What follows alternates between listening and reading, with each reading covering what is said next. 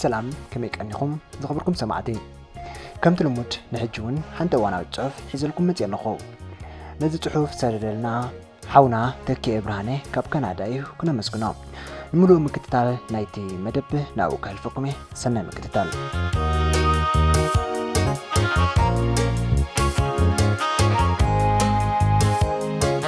سلام انتعلم معكم كبرات أحوات سمي تكي إبرهاني زبال ኣብ ካናዳ ይዝቕመጥ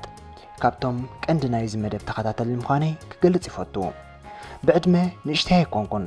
ንታሕቲ ወሪደ ግን ምስቶም ኣሕዋተይን ደቀይን ክዕልል ክላዘብ ገለ ክብል ናብዛ መደብ ኣጽሊለ ኣለኹ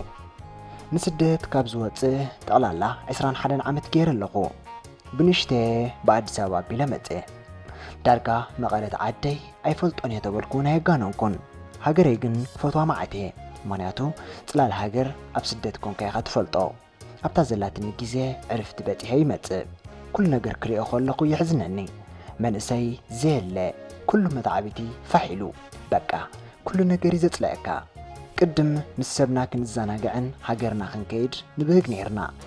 ሎም ግን ኩሉ ፋሒሉ ዋላት መኻድውን እንዳሰልቸወና መጽዩ ገዛውትና ዋላኮ ብልእሽተይ ይምጻእ እምበር መቐረቱ ክሳብ ሕጂ ኣብ ዓይነይ ኣሎ ኣባሻውል ንዘይፈልጣ ሰብ ብስማ ካልእት መስሎ ትኸውን እቲ ሓቂ ግን ከምዚ እዩ ኣብቲ ገዛውቲ ዘኽታም የለን ኩሉ ይሰቦ ዝጠም የለን ብሕሱር ዕዳጋን ሰቡን ተደሪሩ እዩ ዝሓድር ኩሉ መንእሰይ እውን እተሓላለ ንሕድሕዱ እናተዋዘየ ይስሕቕን ይፃወትን ወፈራ ገይሩ ድማ ድኻታትን ኣረጋውያንን ይረድእ መንእሰይ ኣባሻውል ጥራይ ኣይኮነን ወናኒ ዝጭዋ ባህሊ ህዝቢ ኤርትራ ክትብል ከለኻ ኩሉ ነገር ዘማልእ ለባም ህዝቢ እዩ ኣማሕዳሪ ዘይደሊ ንሕድሕዱ ዝዳነ ጭዋ ህዝቢ ብርግጽ እዚ ጭዋ ባህሊ ክስረት ዘመናት ዝወሰደ ምዃኑ ንኹልና ስውር ኣይኮነን ኣብ ውሕዳት ዓመታት ቄሙ ክትርኢ ግን ንዝርድኦ ዘሕዝን ነገር እዩ ኣታ መንእሰይ ትዝክሮዶ ነባሪ ከተማ ኮይንካ ብዘይካታ ዝፃዕርካላ ገንዘብ ኣካዊንካ ጽቡቓት ክዳንን ጫማን ለቢስካ ጎደናታት ምስ መታዓቢትኻ ደቂ ገዛውትኻ ኣፍቃሪትካ ሸናዕ ክትብለሉ ብዘይካ ዘለኻያ ሴዳስ ካልእ ሴዳ ትጥምት ነርካ ዲኻ ብዘይካ ኣብ ጁባኻ ዘለዋ ዓቕምኻ ክትሰትን ክትበልዕንከ የማን ፀጋም ትጥምት ዜናትካ ትሓልም ነርካ ዲኻ ነው ኣይነበርካን እንታይ ደኣ ኾንካ ሎሚ ኣሕዋትካ ሸጥካ ብዙሕ ገንዘብ ክትውንን ትደሊ ዘለኻ ብሓቂ ደም ኣሕዋትካ ደሊልካ ሸጥካ እቲ ገንዘብ ምስ ረኸብካዮ ካብቲ ዝነበርካዮ ጥዑም ዝበልፅ ጣዕሚ ረኺብካ ዶ ትኸውን ኣይመስለንን ናባኻ ክምለስ ኣታዕባይ ገጠር ትዝክሮዶ ኳንሸለኻ ኣሓክ መልኣልካ ቆፈኻ እኽሊ ክስገደልካ ለይትን መዓልትን እዛ ብረኽቲ ግራተይ ዝሃበትኒ እዩ ዝምቅረኒ እንዳበልካ ንዓመትካ ዝኾነካ ኣኪብካ ምስ ዕረኽትኻን መታዓቢትኻን ማሚኡካ ኣብ ዝክራትን ማሕበርን መርዓታት ሽክናን መለሊኽን ጨቢጥካ ብዳዕላን ዋዛን ክትጫራገፍ ጥር መፀት ገዛኻ ኪኣተኻ ፍቐዶ ሕልፈትን ንግደትን ክትዘልል እስከ ንድሕሪት ምልስ ኢልና ኩሉ ዝሓለፍናዮ ኣተዓባብያና ኩሉና ንዘክሮ እንታይ ደኣ ሎሚ ኩሉ ረሲዕካዮ ተሃሚልካ ዓዲ ጓና እኮ እንጀራን ሰላምን ደሊኻ እምበር ነቲ ዝስራሕን ባህሎም ሕማቕ ነገራቶምን ክትኣሪ መጻኻን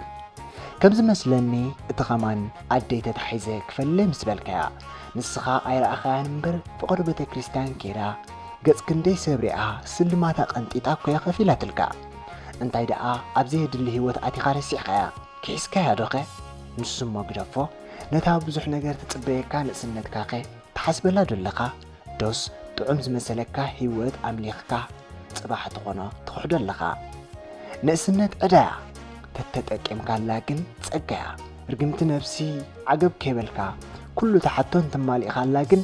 ጽባሕ ካልመዓልቲ ኮይና ጸላእትካያ ክትከውን እቶም ሕልፍ ክትብል ከለኻ ኣብ ጎደናታት ዝረኣኻዮም መሓዙ ትቁርን በላዕቲ ውዳቕን ኣፍሪቃውያን እንታይ ኮይኖም መስለኻ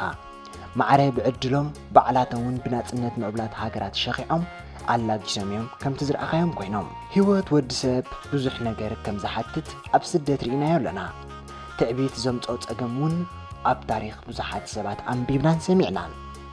ኣቶም ኣሕዋትና ሞራል እንዳድለዮም ገዛና ዓጢና እምነትና ኣጥፊእና ምሩኻት ናይ ገንዘብ ዝኾንና ሰባት ገንዘብ ሎሚ ምሳና ኣሎ ጽባሕ ድማ ምስቲ ምዃኑ ፈሊጥና ሓውና ንፍቶ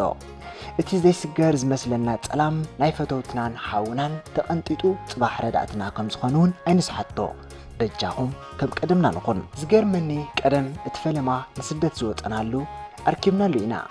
እቶም ኣቦታትና ኣብ ስደት ነዊሕ ዝገበሩውን ክገልጹልና ከለዉ ሓበሻ በዝሎ እንተተባሂልና መንገዲ ክልተ መዓልቲ ከይድና ኢና ኣብ ሓጎስን ሓዘኑን ንሳተፍ ነርና ክብሉና ከለዉ ይቐንእ እስከ ነብስና ንፈትሽ ሎሚ ኸ እንታይ ኮይና ደኣልና ወዲ ዓደይ ገዛውቲ ኢልና ክንፈላለ ጀሚርና ናይ መን ተልእኾ ኢኸ ዝምፍልላይ ነፂርልና ድኸውን እንታይ ከምፍልላይ ኩልና ሓደ ደይኮናን ሕስብ ተቢልናዮን ካብዚ ዘለናዮ ምፍልላይን እዋን መካሓድን እቲ ዝሓለፍናዮ ኣለኹልካ ዝነበሩ ግዜ መወዳድርቲ ከም ዘይብሉ ኣስተውዒልና ኣለና ሓደራ ኣሕዋተይ ነዚ ኣቦ ኩልና ኣቦ መንእሰያት መምህር ህይወትን ፍቕርን ዝኾነ ኣብርሃም ኣፈወርቂ ዝበላ ደጋጊምና ንስምዓዮ ኣተሓሳስባና እንተሃፍቲሙ ወይ ድኽነትና ሽዕኽቲሙ ኣተሓሳስባና ንህፍትሞ ስደትና ክሳራ ከይኮነና ንርባሓሉ ካብ ገለ ተመክሮ ቅድሜና ዝነበሩ ወይ እውን ዝተሰድሩ ኢና እኮ ክንደይ ዝፀዓረሉ ገንዘብ ተላኪሞም ከም ዝጠፍኡ ንፈልጥ ንኸውን ኢና ኣለና እንዳበሉ ሰፈር ሲኢኖም ፍቐዶ ድራር ቁሪ ኮይኖም ዝሓድሩ እውን ንፈልጥ ኢና ኣብ ስደት መፂኻ ኣብቲ ባሕሪ እንተጠሊቕካ ዓሳታት እዮም ዝምገቡኻ ንስኻ ፀንበለል እንተልካ ግን ጥዑም ንፋስን ነቶም ዓሳታትን ኢኻ ትኸስቦም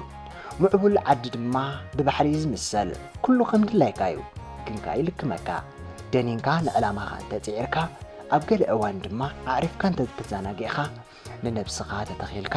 ንስድራኻ እውን ትተክል ቀጻሊ ኣብ ምዝንጋዕን ሆይ እንተሊኻ ግን መቐረት ምዝንጋዕውን ካሃሰጋይ ሎሚ እኮ ዳርጋ ፍርቂ መንእሰይ ኤርትራ ኣብ ፍቐዱ እዩ ፋሒሉ ዘሎ ጽባሕ ንግሆ ኩልና ህይወትና ተራሲሑ ከም ጊላታት ተዓሲብና ኣገልገልቲ ሃፍታማት መሸቀጢ ሃገራትን ኮይንና ከይንተርፍ በጃኹም ኣሕዋተይ ቋሒልና ኣተሓሳስባና ኣህቲምና ንድኽነትናን ድሕረትናን ኣተሓሳስባናን ድንቁርናናን ክነጥፍእ ወፍሪ የድልየና ኣሎ ዋላ ነፍሰይ ኣእትየ ዝዛረብ ዘለኹ ኣቶም ኣብ ስደት ሓዳር ፈቲንኩም ብሰንኪኻ እንዳበልኩም ሓዳርኩም ፋሓቢልኩም ደቅኹም ፍቕሪ ወላዲ ተሓሲሙ ከም ዝዓብዩ ትገብሩ ዘለኹም ምጽዋር ከኣሉ ሚካልን ሄለንን ናይ ኣዲኽን ትብለፅና ምለሰትን ጠባይ ትሕሸክን ሰብኣይ ክንክጋግ ከሎ ተፃዊርክን ምእንቲ ደቅኽን ምውቕ ሓዳርክንን ተሰውዓ ካብኡ ተረፈ ከምታ ጎረቤትክን ዘላ ጻዕዳ ናጽነት ክትብላ ኣንጻር ጽቡቕ ደቅኽን ኣይትነፍሓ ንሳኮ ምስክነይቲ ኣማዛዚና ክትሓስብ ዝገብር ወላድያ ሲኢና ንስኽን ግን ኣብ ጭዋ ህዝብን ባህልን ሕብረተሰብን ይኽን ዓብይኽንን ተመልሚልክንን እስከ በላሕ ሰቦ እንዶ ምክብባር ገዲፍካ ልዕልና ኣብ ሓዳር ምርኣይሲ ኣበየናይን በየና ቢልዩ ምዕባለ ዝኾነ ሜሮንን ሮቤልን ድማ ናይ ኣቦታትኩም ሲሙን ኣቤ ንጉሰን ጠባይ መሓሸኩም ሕራይ ማዕብሉ ምምዕባል ግን ምዕቡል ምዃን እዩ ምዕቡል ማለት ድማ ኩሉ ኣናጻጺርካን ኣማዛዚንካ ምጥማት ማለት እዩ ንሳ ክትጋገኸላ ከምዚ ይበላ ኣብ ምጽዋር ዘድልያ ድማ ተጻወራ መታን ኣብ ውድድር ካልእ ወዲ ከይተእትወካ መዓልታዊ እንዳተሓደስካ ንፍቕርኩምን ሓዳርኩምን ሓብሕቦ ካብ ሓዳረይ ክትንክፈልኩም በዓልቲ ቤተይ ሕልማ ናብ ዝዓዲ ምሰምጻኽዋ ባህሊ ናይ ዝዓዲ ሪኣ ካልእ ክትከውን ያፈቲና ኣነ ግን ኣስተውዒለሉ ስለ ዝጸናሕኹ ብልቦናይ ቀሊሰያ ከይዳውን ኩሉ ርአያ ተመሊሳ እቲ ዝሓሸ ግን ምክብባር እምበር ናጽነት እንዳበልካ ምስ ሰብኣይካ መፍጣት ከም ዘይኮነያ ትምስክር ስለዚ ንጌጋታትና እቶም ጌጋ ምዃኑ ዝተረዳእና ቀዲምና ብልቦና ንመልሶ ክቡራት ኣሕዋት ኣነ ዓቕመይ ኢለ ኣለኹ ኩልኹም ካባይ ዝዓብኹምን ዝበለጽኩም ምዃንኩም ይፈልጥ እየ ስለዚ ሓደራ ነዛ ሓሳብ ኣራጉድዋ ሓውኹም ተኪኤ ብርሃነ ካብ ካናዳ እየ ሰላም የውርደልና ፈጣሪ ኣብ ጽላል የንብረና